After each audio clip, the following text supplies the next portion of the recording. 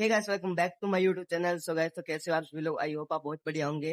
तो गाइस, तो आज मैं बनाने वाला हूँ प्रेमानंद जी महाराज वाली पेंटिंग, जो कि मैंने पहले आउटलाइन तो इसका कंप्लीट कर दिया था और अभी इसके अंदर मैंने फर्स्ट कोट किया है येलो कलर से। तो आपको दिखाता हूँ मैं। ये देखिए गाइस, तो अभी मैंने इसका फर्स्ट कोट किया है येलो कलर से। अभी ये सूखने के लिए रखा है मैंने, तो थोड़ी देर इसको सूखने देते हैं, उसके बाद में हम इस पे काम करना स्टार्ट करेंगे।